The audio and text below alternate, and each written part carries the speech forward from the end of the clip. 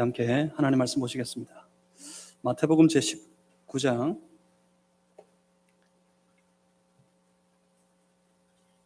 오늘은 16절에서 22절까지 말씀 함께 보십니다.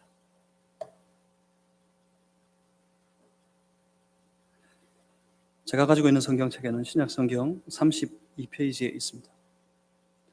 마태복음 19장 16절에서 22절까지 말씀.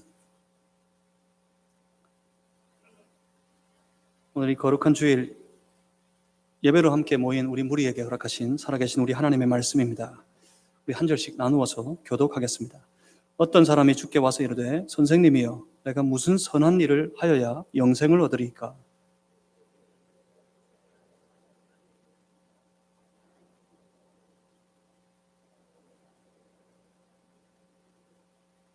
이르되 어느 계명이오니이까? 예수께서 이르시되 살인하지 말라, 간음하지 말라, 도둑질하지 말라, 거짓 증언하지 말라.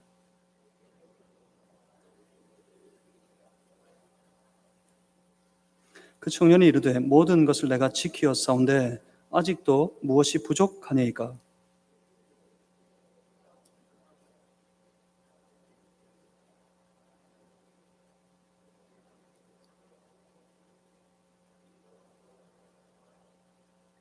그 청년이 재물이 많음으로 이 말씀을 듣고 근심하며 가니라. 아멘. 마태복음 19장 16절에서 22절 말씀으로 내려놓아야 따를 수 있다 하는 제목 가지고 함께 하나님 말씀 나누겠습니다. 제가 잠시 기도하겠습니다. 살아계신 하나님, 주님을 바라봅니다. 사랑하는 주의 백성들의 심령이 주를 향하여 활짝 열리어서 말씀 가운데 우리를 찾아오시는 우리 주님의 얼굴을 보게 하여 주시옵소서. 성령님, 우리의 심령을 깨우셔서 그 주님으로부터 주의 말씀을 듣게 하시고 주님의 선한 뜻을 우리 각자를 향하신 하늘의 하나님 아버지의 뜻을 다 분별하고 깨달을 수 있게 하여 주시옵소서. 하나님, 새 힘을 주셔서 그 말씀대로 살게 하여 주시옵소서. 예수 그리스도 이름으로 기도하옵나이다. 아멘. 오늘 이 거룩한 예배 현장에서 함께 예배를 드리시는, 그리고 각 가정에서 예배로 나아오시는 여러분 모두를 주님의 이름으로 축복합니다. 이 예배 현장이 하나님이 함께 하시고 하나님이 지키시는 복된 현장인 줄 믿습니다.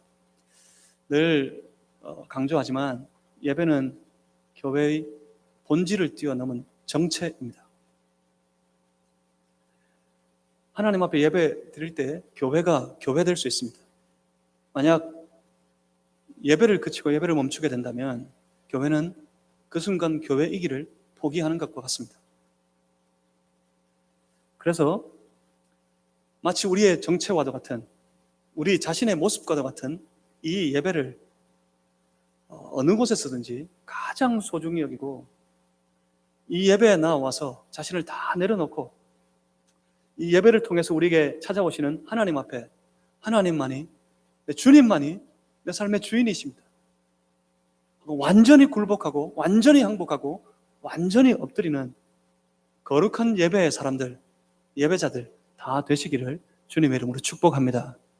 오늘 본문 말씀은 여러분 아마 한 부자 청년에 관한 일화로 익숙하실 겁니다.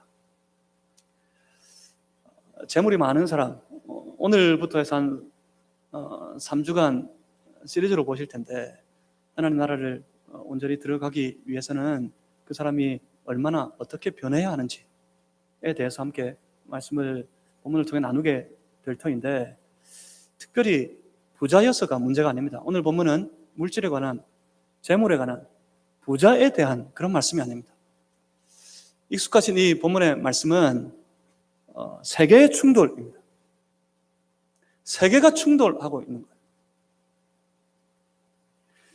사람이 주인이 되어서 특별히 자기가 스스로에게 자기 자신의 삶의 주인이 되어서 살아가던 그 세계와 주님을 만나 주를 주인 삼고 주님만 따르기를 원하는 세계의 아주 거룩한 충돌입니다.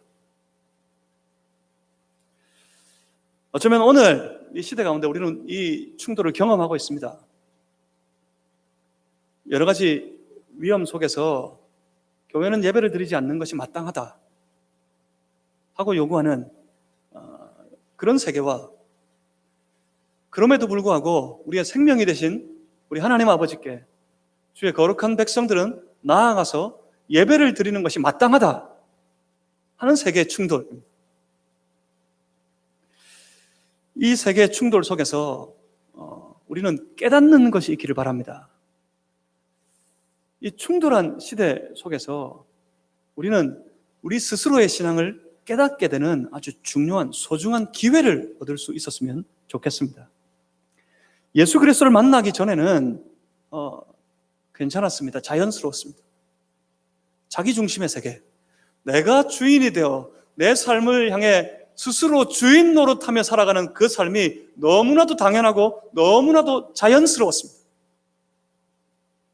모든 것이 내 것인 삶, 내게 있는 것, 내가 가진 모든 것들은 전부 내가 노력을 기울여 투자해서 내가 얻어낸 전부 내 것인 삶이 너무 자연스러웠습니다.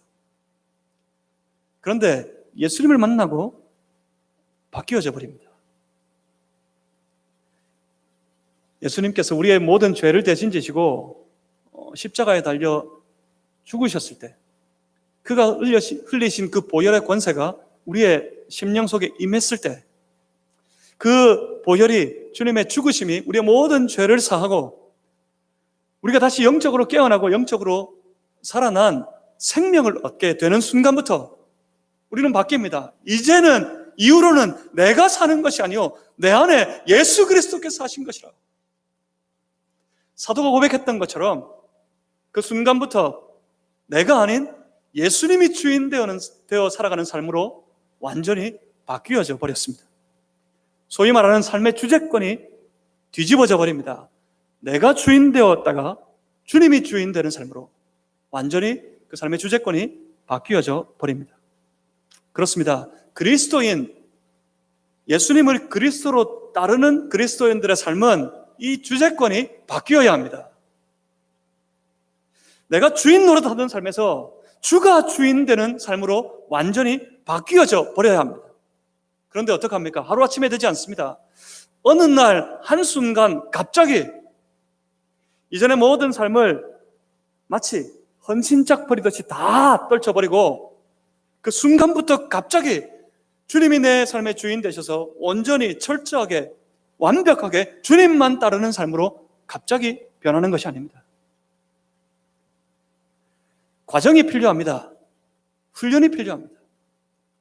왜냐하면 우리 오래 그렇게 살았습니다. 나면서부터 지금까지 내가 주인 되어 살았습니다. 세상은 철저하게 그렇게 가르쳤습니다. 세상은 철저하게 그렇게 훈련시켜 왔습니다. 주인 노릇, 스스로 주인 노릇하며 살라고.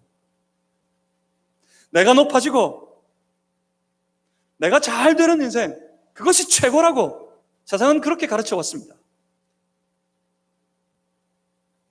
그것은 예수를 믿고 난 이후에도 크게 달라지지 않은 것 같습니다.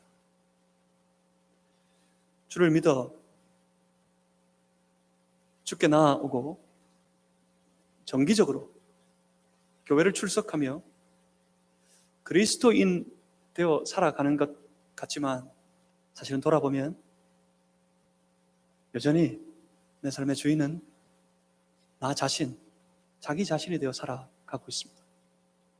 오랫동안 우리 그렇게 훈련되었으니까요. 그렇기 때문에 예수님을 알고 난 그 순간부터 실상 영적으로는 내 안에 내가 주인 노릇하던 내 삶의 자아는 다 깨어지고 예수 그리스도께서 내 안에 계셔서 주님만 내 안에, 나는 주 예수 그리스도의 이름으로 살아가는 삶으로 변화되어졌지만, 영적으로는 그렇게 다 변했지만 그 영적인 삶이 내 삶의 현장에서 현실로 드러나기 위해서는 그래요, 이 과정을 지내야 합니다. 스스로 훈련되어져 가는 과정이 필요합니다. 주인을 바꾸는 훈련, 주인을 바꾸는 과정이 필요합니다. 예수를 믿게 되는 그 온전한 삶, 주님만을 따르는 온전한 삶으로 나아가기 위해서 이 과정을 아주 소중하게 여겨야 합니다. 소중하게 다뤄야 합니다. 지금까지 한국 교회가, 어쩌면 세계 교회가 이 과정을 너무 소홀하게 여겼어요. 이 과정을 너무 쉽게 지나쳐 버렸습니다. 자동적으로 되는 줄 알았어요. 예수를 믿으면, 교회만 나가면 그냥 다 되는 줄 알았어요. 내가 주인이 아니라 주님이 주인 된 삶을 살아가는 줄 알았어요. 그래서 입술로는 그렇게 말했습니다. 내 삶의 주인은 하나님이십니다. 그 말에 아멘하며 나아왔습니다. 하지만 삶의 현장은 여전히 자기가 주인 노릇하며 살아가고 있을 뿐이었습니다. 그래서 이 과정을 다 놓쳐버렸기 때문에 한국 교회가, 이 땅의 성도들이, 저 세계교회의 성도들이 그 영적인 체력을 완전히 다 잃어버리게 되었습니다. 조금의 위험과 조금의 환난과 조금의 핍박에도 그래요, 내려놓을 수 있습니다. 무엇을요? 주인된 내 삶을 내려놓는 것이 아니라 내가 주인이 되었기에 주인된 내 삶을 위협하는 신앙도 내려놓을 수 있습니다. 예배도 내려놓을 수 있습니다. 예수님, 내가 주인 되어 살아가는 그 삶에 예수, 그분이 위협이 된다면 그래요, 예수님도 떨쳐버릴 수 있겠습니다. 영적으로 완전히 체력이 바닥이 되어져 버렸다고요. 그래서 바뀌어야 합니다. 그래서 바뀌지 않으면 안 됩니다. 열심히 하나님 앞에 온전한 마음으로 나와서 예배를 드리는 이 순간도 계속된 훈련의 과정들이 우리에게 필요합니다. 내 주인, 내가 내 삶의 주인이 아니라 예수님만이 내 삶의 주인이 되셨다. 내 삶의 주재권은 오직 주님께 있다. 내 모든 삶의 영역에 있어서 교회에 와서 예배를 드리는 순간만 아니라 예배를 마치고 한 주간의 삶을 시작하고 살아갈 때 우리의 생활의 모든 영역의 모든 순간에 과연 내 모든 삶의 주인은 오직 하나님, 오직 예수, 그분밖에 없음을 온전히 철저하게 훈련하는 그런 과정들을 우리가 이루어내어야 합니다. 그래서 바뀌어야 합니다. 주인이 바뀌어야 합니다. 그래야 따를 수 있습니다. 그래야 주님을 온전히 따르는 주의 거룩한 성도로 살아갈 수 있습니다. 이것은 투자냐 관계냐의 문제입니다. 내가 주인이 되어 살아가는 삶은 그가 행하는 모든 수고와 노력과 희생과 헌신은 다 투자입니다. 투자. 세상에서 그렇지 않아요? 우리 무엇 때문에 열심히 하십니까? 열심히 살아가십니까? 왜 시간을 쓰고 돈을 쓰고 왜 스스로를 희생하면서 그렇게 열심히 살아갑니까? 그 모든 것들이 더 나은 것들을, 내가 드린 것보다 더 많은 것들을 내가 수확하고 얻기 위한 투자로서 행하는 일들입니다. 내가 드린 것보다, 내가 투자한 것보다 내가 거두어 드리는 것이 세상에서 너무 적고 너무 작다고 여겨서 우리는 우리 삶이 불평으로, 우리 삶이 불만으로 가득해져 있습니다. 세상에 불만이 가득해요. 무엇 때문입니까? 불공평하다고 여기는 거예요. 내가 투자한 것에 비해서 내가 얻는 것이 내가 기대한 것보다는 턱없이 작은 것 같아서. 금수저니 은수저니 흙수저니 하는 말, 이것도 다 옛말이 됐다고 그러던데 이런 말이 왜 나왔습니까? 그 모든 것들이 불만에서 나오는 거예요. 내가 투자한 것보다 내 인생에 얻는 것이 더 적다, 더 작다. 그런데 저 사람들은 아닌 것 같아요. 저 사람들은 나면서부터 뭔가를 차고 나가지고 드린 것, 투자한 것보다 더 많은 것을 얻으며 살아가는 것 같아요. 그래서 불평입니다. 그래서 불만입니다. 그렇게 살다가 신앙마저 그렇게 투자로 합니다. 내가 주를 위해, 주의 몸된 교회를 위해 희생하고 수고하고 봉사하고 섬기고 헌신하는 모든 것들이 투자예요. 하나님으로부터 내가 투자한 것보다 더 큰 것들을, 더 좋은 것들을 내가 얻어내기 위해서 세상에서 훈련된 방식 그대로 투자하는 신앙으로 삽니다. 그런데 신앙은 투자가 아닙니다. 하나님의 나라는 투자로 살지 않습니다. 신앙은 무엇입니까? 신앙은 관계입니다. 신앙은 교제입니다. 우리가 하나님 앞에 나아오는 것은 살아계신 하나님, 내 삶의 참 주인이 되신 하나님 아버지 그분을 만나 그분과 함께 교제하기 위해서입니다. 우리가 수고하고 헌신하고 봉사하고 섬김을 다 하는 것들, 그것을 통해 내 주 예수 그리스도께 더 가까이 나아가고 그 주님과 더불어 더 깊은 교제를 나누기 위해서입니다. 그렇습니다. 세상에서 더 많은 것들을 위해 정직하게 열심히 일하는 것, 수고하는 것, 그렇게 투자하는 것 좋습니다. 그래서 더 많은 것들을 얻고 누리며 살아갈 수 있어야 하겠습니다. 그렇게 되었으면 좋겠습니다. 그런데 그것이 틀렸다기보다 그것이 우리와 다릅니다. 세상에서 삶이 그렇다면 하나님 나라의 삶은 다릅니다. 하나님 나라는 주님을 만나는 거예요. 하나님 나라는 주님과 교제하는 겁니다. 하나님 나라는 주를 위해 주를 따르는 것입니다. 완전히 틀리니 투자해서 교제로 바뀌어야 합니다. 오늘 본문의 한 사람을 보시겠습니다. 어떤 사람이 느닷없이 예수님을 찾아왔습니다. 본문 16절입니다. 어떤 사람이 주께 와서 이르되, 할 때 이 어떤 사람, 우리는 이 본문의 말씀을 익히 이전부터 많이 읽어왔기 때문에 이 사람이 어떤 사람인지 우리가 누구라고 부르는지 알고 있습니다. 소위 말하는 부자 청년입니다. 부자 청년이 예수님께 와서 예수님께 물었던 그 질문에 관한 말씀이, 그 해프닝에 관한 말씀이 오늘 본문의 말씀입니다.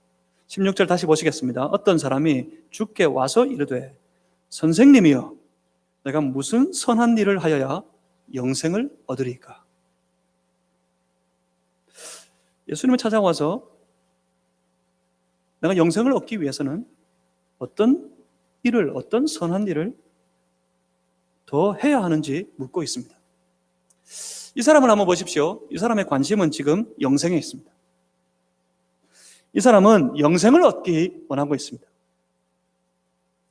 그리고 그 영생에 관하여서 예수님께 가서 물으면 해답을 찾을 수 있겠다고 생각하고 있습니다. 그래서 예수님께 와서 묻습니다. 어떤 선한 일을 해야 내가 원하는 이 영생을 내가 얻을 수 있겠습니까? 물어보았습니다. 그 질문에 대한 대답이 오늘 보면 17절입니다. 17절 말씀을 우리 같이 한번 읽어보겠습니다. 17절 찾아서 함께 읽습니다.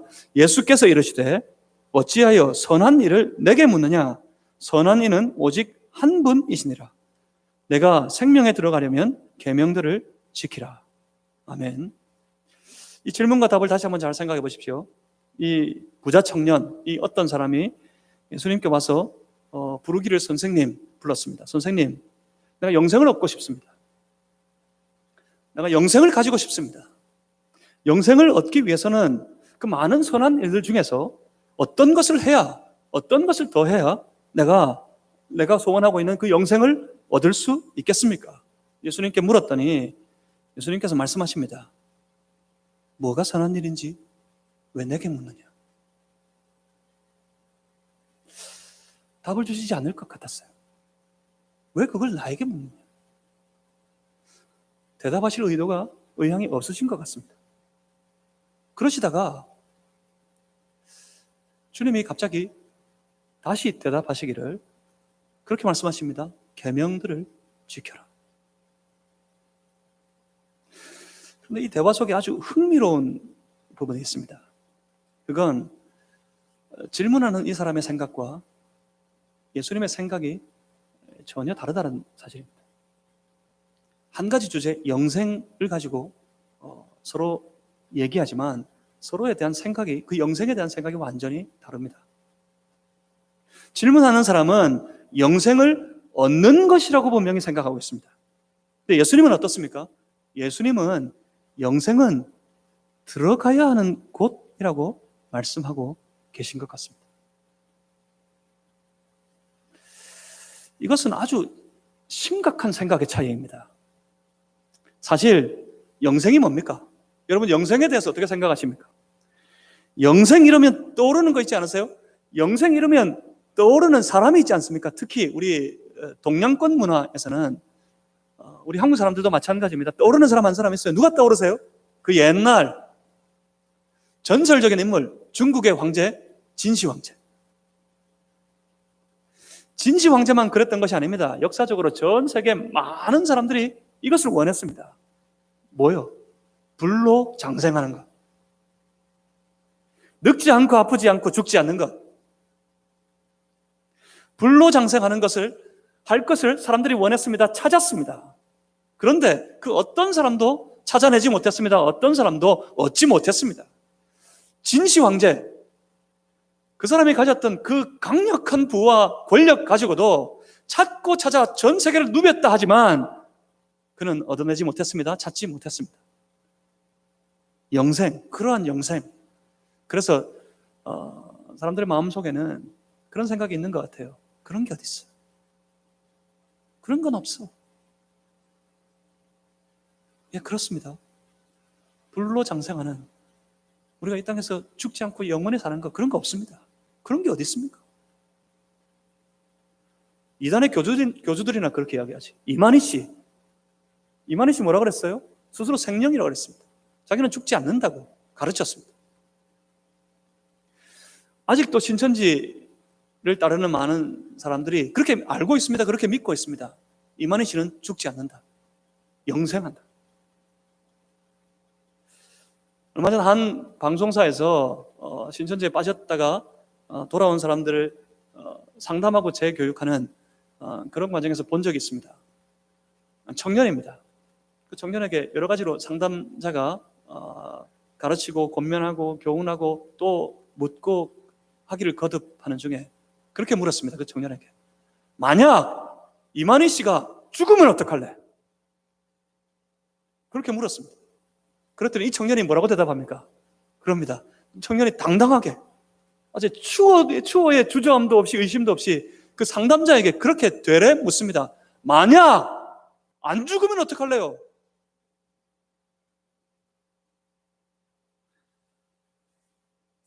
안 죽겠습니까? 그가 땅에서 불로 장생, 영생할 수 있을까요? 우리는 다 압니다. 그는 죽습니다. 그런 게 어디 있습니까? 그런 게 세상에. 그런데 가만히 보십시오. 예수님은 분명히 영생을 말씀하십니다. 성경은 우리에게 영생을 약속하고 있습니다. 예수를 믿으면 그 믿음으로 영생을 얻게 됩니다. 그럼 그것은 무엇입니까? 지금 예수님은 여러분 이 차이를 분명히 아주 심각하게 신중하게 보셔야 합니다. 예수님은 지금 영생은 내가 무언가를 투자해 얻어내는, 그래서 소유하게 되는 어떤 물질이 아니라 예수님은 이 영생은 들어가야 하는 곳이라고 말씀하십니다. 그렇습니다. 우리의 신앙 안에서, 복음 안에서의 영생은 그겁니다. 하나님과 교제하며 살아가는 하나님의 나라. 이것이 바로 영생입니다. 성도는 그 하나님 나라를 들어가야 합니다. 성도는 그 영생을 들어가야 합니다. 그 하나님 나라로 나아가서 들어가서 그곳에서 영원토록 하나님과 더불어 교제하는 기쁨과 영광스러운 삶을 살아가는 인생이 바로 우리 성도들의, 우리 믿는 자들의 인생인 줄 믿습니다. 뭡니까? 신앙은 영생으로 들어가는 거예요. 신앙은 영생으로 살아가는 삶이 바로 신앙입니다. 예수님 만난 그 순간부터 우리의 삶은 다 변했습니다. 세상에서의 삶, 세상에서 유한한 이 삶이 아니라 사망 가운데, 하나님과 단절된 상태에서 사망 가운데 살아가는 인생이 아니라 예수님을 만나는 순간부터 하나님 앞에 나아가서 하나님 만나고 하나님과 더불어 교제하며 하나님의 다스리심, 그 인도하심을 따라 영원토록 하나님 나라를 살아가는 삶이 바로 신앙의 세계입니다. 우리 믿음의 삶입니다. 세상은 이해 못합니다. 이 땅의 세계는 이해하지 못할 겁니다. 세상의 권력은 그것을 이해할 수 없습니다. 하지만 그럼에도 불구하고 우리는 예수님을 만났고 그가 우리를 하나님께로 인도해서 하나님과 더불어 교제하며 지금부터 영원토록 그 하나님 나라를 영생하도록 살아갈 것입니다. 이 땅에서 우리 육신의 생이 다 마쳐도, 소위 사람들이 말하는 육신의 죽음이 있고 난 이후에도 달라지는 것은 아무것도 없습니다. 육신의 삶에, 육신의 인생에 시간이 끝난 것뿐이지 달라지는 것은 아무것도 없습니다. 영원한 천국에 나아가서 이 땅에서 주를 알고 주를 믿고 난 이후에 하나님 나라를 누렸던 삶과 똑같이 영원토록 하나님 만나고 하나님과 더불어 교제하며 하나님 안에서 주의 인도하심을 따르는 하나님 나라를 계속해서 살아가게 될 줄 믿습니다. 누가요? 저와 여러분, 우리 모두가 다 그렇습니다. 신앙은 영생을 사는 것입니다. 그래서 예수님은 그 생명에 들어가려면, 그 영생에 들어가려면 다스리시고 인도하시는 하나님의 말씀을 지켜야 할 것이라고 말씀하십니다. 그래요. 하나님 주시는 말씀, 주신 계명 한 절 한 절이, 말씀 한 절 한 절이 하나님이 나를 인도하시는 삶인 줄 알아서 그 말씀에 순종하며 살아가는 삶, 그것이 바로 하나님 나라입니다. 그것이 바로 영생입니다. 그래서 주님의 이 말씀은 당연합니다. 그 나라에 들어가려면 계명을, 말씀을 지켜야 합니다. 그것이 하나님 나라니까요. 여기까지는 좋습니다. 우리 흔히 교회에서 들을 수 있는 평범한 말씀, 교훈입니다. 그래서 우리 다 받을 수 있습니다. 하나님 나라, 영생에 들어가려면 말씀을 지켜야 된다. 이 사람도 마찬가지였습니다. 이 부자 청년도 그렇습니다. 당연히 받아들일 수 있습니다. 그런데 여기까지입니다. 그 다음부터 기이한 일들이 벌어집니다. 다음을 한번 보겠습니다. 보면 18절에 이렇게 말씀하십니다. 생명에 들어가려면 계명을 지켜야 된다. 그렇게 말씀하시니까 18절에 이 사람이 뭐라 그럽니까? 이르되 어느 계명이오니까? 어느 계명입니까?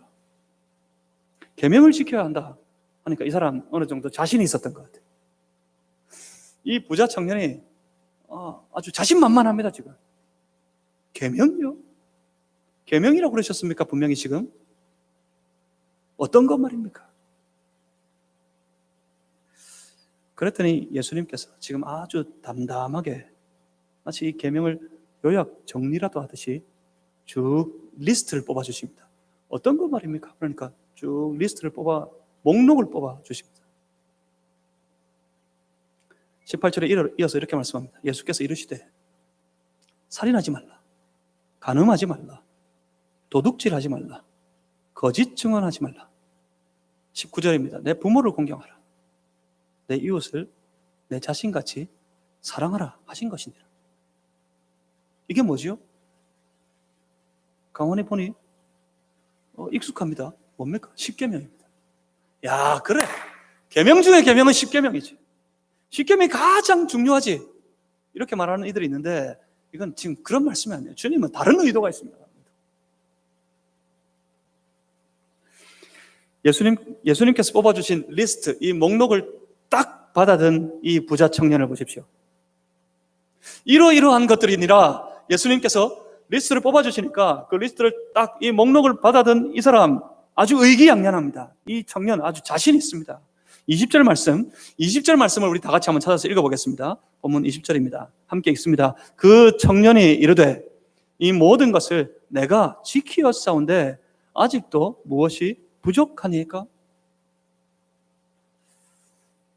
여러분, 이 부자 청년 아주 쉽게 보셨죠? 이 부자 청년에 대해서는 우리가 능히 참 속으로 이렇게 비하하면서 조롱하면서 쉽게 들었던 사람이었기 때문에 이 사람 아무것도 아닌 것 같죠? 만만해 보이십니까? 아닙니다. 그렇지 않습니다. 이 사람 만만하지 않아요. 이 사람 오늘 교회 안에서 볼 때도 참 대단한 사람입니다. 우리 교회 안에 이런 청년, 젊은 성인 성도가 있다 생각해 보십시오. 어떨 것 같으세요? 이 사람 대접받을 거예요. 교회는 이런 사람 존경합니다. 뭐지요? 예수님께서 쭉 계명의 말씀의 리스트를 쭉 뽑아주십니다. 그것 받고는 의기양양하게 이 사람 뭐라 그랬습니까? 이 모든 것 내가 다 지켜왔습니다. 어릴 적부터 이 율법에, 이 계명에 정통하고 어릴 적부터 훈련되어져서 이 율법을 잘 지켜왔어요. 이 사람 잘 지켜온 것뿐만 아니라 이런 사람일수록 그 내면이 왜곡되기 쉬운데 그런데 보십시오. 이 사람 내면에 지금 소원하고 있는 게 뭡니까? 이 사람이 지금 기대하며 바라고 있는 것이 무엇입니까? 그건 영생입니다. 영생. 다시 말하면 영적인 것에 대한 소원이 있는 사람이었어요. 계명을 철저하게 잘 지키며 하루하루를 살아갈 뿐만 아니라 지금 이 삶의 이 순간 이 현장에서 그는 영적인 것을 바라보고 소망하며 살아가는 그런 사람입니다. 심지어 이 사람은, 이 청년은 부자입니다. 부자. 이런 사람이 교회에 있다면 이 사람 교회로부터 환영받을 것입니다. 얼마나 많은 일들을 맡게 될지 모릅니다. 그런데 문제는 이런 사람들 때문에 교회가 힘을 잃게 된다는 것이 문제입니다. 이런 이들로, 이런 신앙 때문에 교회의 영적인 체력이 나빠진다는 것이 문제예요. 이 사람을 통해 오늘 우리 현대인들의 신앙을 보게 됩니다. 저는 이 신앙을 리스트 신앙, 목록 신앙이라고 부르고 싶습니다. 이런 리스트 신앙이 리스트를 쭉 뽑아들고 손에 쥐고 살아가는 신앙, 그런 신앙의 생활이 지금 한국 교회를 판을 치고 있습니다. 신앙생활을 잘 하기 위한 리스트를 쭉 뽑아들고서 뭡니까? 이런 것들을 하게 되면, 이런 것들을 잘하면, 어떤 것은 이런 것을 하지 않으면, 이런 것만 하지 않으면 좋은 신앙의 사람이라고 대접받는 그런 신앙의 리스트, 그 리스트를 따르는 신앙입니다. 이 부자 청년이 예수님께 찾아와서 했던 말, 그걸 잘 돌아보십시오. 예수님께 와서 무엇을 말했습니까? 내가 무엇을 해야 합니까? 였습니다. 내가 뭘 더 해야 하죠? 내가 더 해야 될 리스트가 있습니까? 그렇게 물었습니다. 이것이 그 목록을 뽑아들고 살아가는 리스트 신앙의 전형적인 모습입니다. 이런 리스트 안에 있는 목록들만 다 하면 된다는 거예요. 이것만 피하고 하지 않으면 안심합니다. 이것만 열심히 하면 그래, 나는 됐다. 이 정도면 됐다. 이 정도 열심히 했으면, 이 정도 모든 것들을 철저하게 지켜왔으면 내가 원하는 것, 내가 기대하는 것, 좋은 것 충분히 얻을만 하지 않느냐라고 생각하는 신앙의 삶입니다. 그러니까 투자라고 생각하는 거죠. 신앙의 생활을, 신앙의 모든 노력들을 투자라고 생각하는 거죠. 하나님 앞에 투자하는 겁니다. 투자. 목록을 따라 성실하게 행하는 신앙의 모든 행위는 내가 기대하는 더 좋은 것, 그 하나님으로부터 얻어내기 위한 아주 중요한 투자라고 생각합니다. 이 부자 청년이 내가 이런 계명들 잘 지켜왔으니까 내가 참 열심히 그렇게 신앙의 삶을 살아왔으니까 이만큼 했으면, 이만큼 하면 내가 기대하는 영생, 그 귀하다고 교회에서 말하는 영생, 그거 차지할 만하지 않습니까? 그거 얻을 만하지 않습니까? 라고 생각한 것처럼, 이 부자 청년이 그렇게 생각했던 것처럼 말입니다. 그런데 이런 생각이 우리에게 낯설지 않습니다. 교회 안에서이지만 우리의 신앙의 삶의 모습 속에서 이런 생각, 이런 생활이 아주 낯설지가 않아요. 왜냐하면 우리 그렇게 살아왔으니까요. 세계에서, 세상 속에서 자기가 주인되어, 자기가 중심이 되어 살아가는 그 세계를 살아갈 때 우리의 모습과 그대로 일치할 거예요. 단지 하는 일이 좀 달라졌고, 교회 안에서는 우리의 수고하는 일이 달라졌고, 우리가 추구하는 목적이 좀 달라진 것뿐이지, 그 모습은, 그 행태는 비슷합니다. 아니, 똑같습니다. 내가 이만큼 노력을 하고 투자를 하면 이만큼의 대가, 아니 더 많은 대가를 내가 얻게 되겠지, 내게 주어지겠지 하며 살아가는 생활 말입니다. 말씀드렸지만 좋습니다. 이게 틀린 것, 이게 나쁜 것이 아닙니다.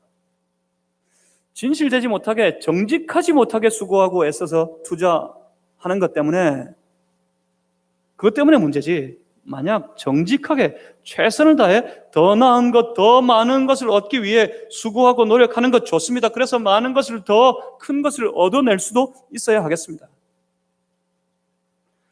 그런데 뭐가 문제입니까? 근데 문제는 틀리다는 거예요. 다르다는 거예요. 자기가 중심이 되어 자기 세계를 살아가는 저 세상에서의 삶의 모습과 우리가 예수 그리스도를 내 주로 모시고 내가 주로 믿고 그 하나님을 따르는 하나님 나라를 살아가는 삶의 모습이 완전히 다르다는 것이 문제입니다. 계명, 곧 하나님의 말씀이 무엇입니까? 하나님의 말씀은 내가 이거 다 지켜내면 무언가 큰 것을 얻어내는 투자의 목록이 아닙니다. 하나님의 말씀은 뭐지요? 성질이 틀려요. 하나님의 말씀은 내 안에 계신 내 삶의 주가 되신 예수 그리스도, 내가 그 무엇보다 그 어떤 것보다 사랑하는 내 아버지 하나님, 그 하나님께서 나를 통해 이 땅 가운데 내 삶 속에 나타내기를 이루어내시기를 원하시는 하나님의 거룩한 뜻입니다. 하나님의 말씀은 내 안에 계신 예수 그리스도께서 나를 향해 간절히 지금도 원하고 계신 우리의 생활의 모습입니다. 그래서 내가 주님을 사랑하기 때문에, 내가 내 하나님을 내 생명보다 사랑하기 때문에 주가 원하시는 그 삶의 모습대로 그 말씀 따라 살아가려고 하는 거예요. 그런데 이 목록신앙, 이 리스트 신앙에 투자하는 것 같은 신앙에 교회가 빠져서, 이 함정에 빠져서 허우적거리고 있습니다. 이 리스트 신앙은, 이 투자하는 이 목록의 신앙은 내 신앙과 내 생활의 요구가 크게 모순되지 않을 때까지는 아주 좋습니다. 그래요. 열심히 최선을 다해 섬깁니다. 최선을 다해 봉사합니다. 때로는 자기를 희생하면서까지 헌신합니다. 그렇게 헌신해서 좋은 것을 얻을 수 있을 때까지 너무나도 좋습니다. 너무나도 기쁩니다. 내가 주를 위해 더 열심히 수고하고 헌신하며 하나님 앞에 간절히 구하는 것 하나 있습니다. 저 지질이 못난 내 자식이, 공부도 못하는 저 아이가 이번에 대학 시험에 꼭 붙고 합격할 수 있게 해주십시오. 그랬더니 그 아이가 또 대학에 붙었어요. 대학에 합격했어요. 사람들이 깜짝 놀랐습니다. 네가 어떻게 그런 학교를 가느냐? 그래서 기쁩니다. 그래서 즐겁습니다. 하나님 감사합니다. 여전히 하나님 살아계신 것이 분명합니다. 그래서 또 다른 리스트를 찾습니다. 또 다른 요구를 하나님 앞에 올려드리기 시작합니다. 하나님, 이번에 내가 이렇게 희생하면, 내가 이렇게 열심히 투자할 테니까, 하나님 이번에는 이 사업이, 하나님 내 건강이, 내 가족들이 이러한 일들로 더 잘 되게 해주십시오. 그래요. 그러한 것들을 얻을 때까지 너무나도 좋아요. 너무나도 기뻐요. 그래요. 우리의 신앙과 우리의 생활이 서로 부딪혀 모순되지 않을 때까지 이러한 신앙의 모습은 열심히 살 수 있어요. 열심히 할 수 있습니다. 그런데 그러다가 이 신앙과 이 생활의 요구가 딱 부딪히는 순간 문제가 발생합니다. 오늘 이 부자 청년에게 있어서 그것은 재물이었습니다. 이건 영적인 아킬레스건, 이걸 건드리면 안 되는데 오늘 주님이 이 청년에게서 이걸 건드려 버리십니다.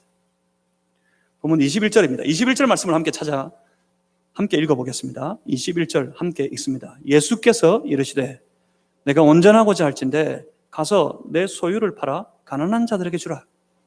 그리하면 하늘에서 보화가 내게 있으리라. 그리하고 와서 나를 따르라 하시니. 내가 계명을 잘 지켜왔습니다 라고 자신 있게 당당하게 말하는 이 청년에게 예수님께서는 마치 기다리셨다는 듯이 그렇게 도전하십니다. 뭐라고요? 너의 소유를 팔아 가난한 자들에게 주라. 여기서 걸려버렸어요. 여기서 이 부자 청년이 그 마음에서부터 걸려버립니다. 보면 22절입니다. 22절. 그 청년이 재물이 많음으로 이 말씀을 듣고 근심하며 가니라. 이 청년이 영혼을 사모하며 영적인 것을 사모하여 소망하면서 주께 와서 주께 구하여 물었을 때 주님이 답을 주셨는데 내 소유를 다 팔아 너는 나를 따르라 말씀하신 이 말씀을 듣고 감격하고 기뻐하며 여기에 영생의 길이 있다 생각하고 주를 따르기 시작했던 것이 아닙니다. 말씀을 들을 때, 말씀을 받을 때 감격이 있고 기쁨이 있고 그래야 하는데 그랬던 것이 아니에요. 그런 말씀을 받았습니다. 예수님께 주신 말씀을 받고 그 말씀이 그 마음에 걸림이 되고 부딪힘이 되고 뭐 했다 그럽니까? 근심했어요. 근심했어요. 이유가 무엇이었습니까? 이 말씀이 걸렸어요. 이 말씀이 근심이 되어버립니다. 그 이유는 이 청년에게 재물이 많았기 때문이라고 합니다. 그래서 근심이 생겼고 그는 가버립니다. 어디로 갔습니까? 주님을 따라간 것이 아니라 주님을 떠나갔습니다. 이 부자 청년의 입장에서는 예수님이 만지지 말아야 될 것, 건드리지 말아야 될 것을 지금 감히 건드리신 겁니다. 재물이 많은 것, 이게 문제가 아닙니다. 재물이 많아서였습니까? 그렇지, 그것이 문제가 된 것이 아닙니다. 재물이 많은 사람들, 부자인 것, 부자이신 여러분 괜찮습니다. 두려워하지 마십시오. 무서워하지 마십시오. 재물 가지고 천국 못 가는구나, 부자면 안 되는구나, 이렇게 오해하시면 안 됩니다. 부자여도 갈 수 있습니다. 그렇지만 가난해도 갈 수 있습니다. 높아도 갈 수 있습니다. 그렇다고 낮고 비천하면 못 가는 그런 나라가 아닙니다. 누구나 다 갈 수 있습니다. 어떤 사람이 어떤 상황에 어떤 형편에 어떤 처지에 있든지 들어갈 수 있는 나라, 그 나라가 바로 영생 하나님의 나라입니다. 부자인 것이 문제가 아닙니다. 재물이 많은 것이 문제가 아닙니다. 단지 이 청년의 삶의 중심에, 자기의 세계의 중심에 재물이 있었다는 것이 문제였죠. 자기가 주인 노릇하며 살아가는 삶, 자기 중심의 세계에서 이 사람에게 가장 중요한 것은 그게 재물이었어요. 그래서 최선을 다해 재물을 모았습니다. 쌓았습니다. 창고에 가득 차도록 채워두었습니다. 삶의 중심에 재물이 있었습니다. 자신을 위해 재물이 무엇보다 중요했던 겁니다. 그래서 이 재물에 관하여서는 어떤 누구도 건드릴 수 없는 그런 삶을 살아왔습니다. 그런데 지금 예수님이 그걸 만지셨습니다. 그 재물을 팔아 나누어주고 너는 나를 따르라. 주님을 따르는데 영생이 있으니까 주님이 원하시면 나를 따르는 거였어. 그런데 삶의 중심에 주님이 있었던 것이 아니고 그 삶의 중심에는 재물이 있었기 때문에 영생보다, 아니 주님보다 더 중요한 재물을 버려두고는 주님을 따를 수가 없었던 겁니다. 혹시 오늘 우리들도 예수님께서 감히 만질 수 없는, 아니 만져서는 안 되는 어떤 소중한 것들을 가지고 신앙생활을 하고 계시지 않습니까? 정말 간절한 마음으로 영생을 소유하고 싶었지만 그런데 어떡합니까? 재물은 영생보다 더 값진 것이 되어 있는 부자 청년이었기 때문에 그는 주님을 따르기를 포기했습니다. 그런데 오늘 이 부자 청년의 모습에서 이 시대에 교회가 보이는 것은 어떤 일입니까? 이 부자 청년의 모습을 통해 오늘 한국 교회가 보이는 것은 웬일입니까? 신앙은 무엇을 하느냐의 문제가 아닙니다. 신앙은 무엇 때문에 하느냐의 문제입니다. 내가 얻기 위해, 내가 바라고 소원하는 어떤 것을 내가 얻어내기 위해, 내가 차지하기 위해 이런저런 일들을 행하는 것이 신앙이 아닙니다. 신앙은 내가 사랑하는 내 주 예수 그리스도 때문에, 내가 사랑하는 내 아버지 하나님 때문에 이런 희생도 저런 헌신도 내가 감당하며 살아가리라 하며 주님을 따르는 것이 바로 신앙입니다. 이러한 것 저러한 것들을 하느라고 내가 수고하여서 하나님 앞에 자랑할 것이 아니라 내가 하나님 때문에, 내가 주님 때문에 내가 이렇게 살아갑니다 하나님 앞에 고백하는 신앙이 되어야 합니다. 무엇보다 하나님 사랑하고 나를 구원해 주신 예수 그리스도께 감격해서 내 안에 계신 예수님 때문에 오늘도 살아가는 그런 신앙이 되어야 한다는 말입니다. 이번 한 주간이 위험하잖아요. 이 위험을 무릅쓰고 어떻게 살아야 할까요? 사실은 이 위험 때문에 우리에게 달라지는 것은 아무것도 없습니다. 우리 안에 하나님은 여전히 살아계시고 예수님은 여전히 내 삶에, 내 인생에 그리스도가 되셨고 우리는 여전히 오늘도 그 주님을 따르는 신앙의 사람입니까? 한 주간 여러분의 모든 삶 속에서 무엇을 하느라고 수고하고 그것을 했다고 자랑하는 인생 되기보다 내가 하나님 때문에 오늘도 이렇게 살아갑니다. 내가 하나님 때문에 오늘도 이렇게 예배 드립니다. 하나님 때문에 어떤 일들을 행하며 살아가는 주의 모든 성도들이 되시기를 주님의 이름으로 소망합니다. 우리의 연약함 속에서도 하나님은 영광을 받으실 겁니다. 돌아보십시다. 지금까지 우리의 신앙의 삶을 돌아보았으면 좋겠습니다. 혹시 예수님보다 더 소중한 그 어떤 것을 가지고 신앙생활을 하고 계시지 않습니까? 그렇다면 내 인생의, 내 신앙의 주인은 내 주 예수 그리스도가 아닙니다. 내 삶의 주인은 여전히 나 자신일 뿐입니다. 그래서 그것을 내려놓아야 합니다. 내가 주인 삼은 그 모든 것 다 내려놓고 나는 주님만 따르리. 나는 주님만 섬기리. 그런 신앙으로 우리가 세워졌으면 좋겠습니다. 한국 교회가 그런 신앙으로 재정립이 되어야 할 때입니다. 우리 마산제일교회가 그런 신앙으로 우리 주님 앞에 세워질 때 우리 주께서 우리를 통해 큰 역사를 나타내실 줄 믿습니다. 코로나 이거 아무것도 아닙니다. 그것 지나고 나면 우리를 기뻐하시는 하나님은 우리를 통해 큰 역사를 이루어 내실 것입니다. 그것을 믿고 오늘도 주님만을, 오늘도 주님 때문에 따라 살아가는 거룩한 성도들이 다 되시기를 우리 주님의 이름으로 축복합니다. 기도하겠습니다. 살아계신 아버지 하나님, 우리가 주님을 바라봅니다. 우리의 삶의 참 주인이 되신 주 예수 그리스도를 바라보고 주님을 사랑하기 때문에, 하나님 사랑하기 때문에